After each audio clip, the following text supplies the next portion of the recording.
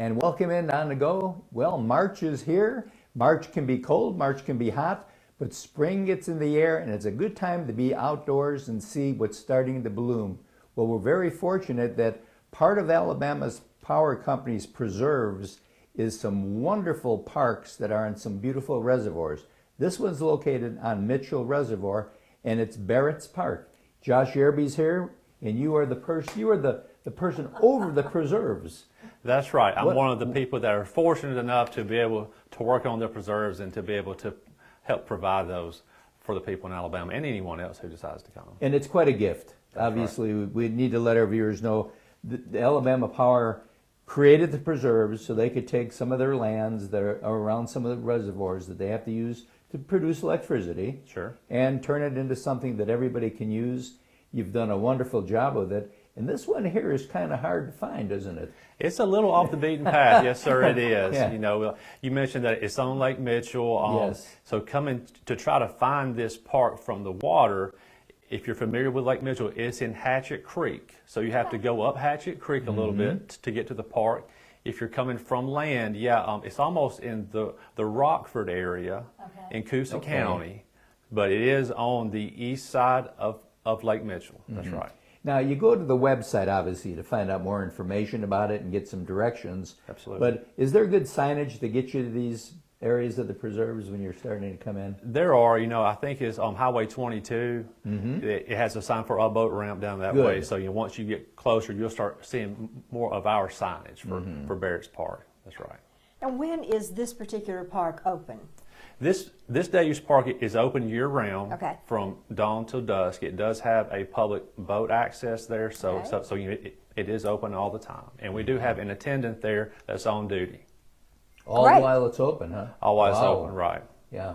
Wow. So if I take my boat and I take my kids, once I launch in, then I have access to Lake Mitchell and I can ski or whatever, That's right. That's right. You have access to the whole lake, you know. Yeah. And you mentioned, you know, the time of year, spring, March, that's about the time that the crappie are really starting to bite. Yes. Hatchet Creek on Lake Mitchell is well known for all its crappie fishing right there. Even if you don't have a boat, if you want to go, there's a lot of bank fishing access. That's a part of the Barrett's Park area. So it's just another great place to go that you can enjoy the water no matter what you take. So is this particular location more for like picnicking and do you have picnic tables? What do you have access to if you go to this one? Sure. We have picnic tables, you know, lots of truck and trailer parking for your boats, single vehicle parking. We have some charcoal grills out there that are provided. Oh, great. Restrooms if you go on site. We also do a lot. This is one of the sites that we allow primitive camping as well. Okay. Oh, wonderful. Right, and so once you get onto the site, we have our rules for Barrett's Park, you know, and the camping area. Like I said, it's primitive parking, no permanent structures, and you have a 7-day maximum camping before you have to get another site. Wow. That's amazing. Define primitive camping for me. Ooh. Tent. Tent. Okay. That's the best way to say it. That's the easiest way to say it. It's a tent. It's a tent. It has no wheels on it. That's right. That's right. You don't roll in. It's not an RV. You set it up. Sleeping bag. Right. Oh gosh, I went on a Girl Scout trip with my students and did that, but it was really primitive. Yeah. I mean, we cooked over fire, and when I left, I stopped at the first country store and got, I swear, a moon pie.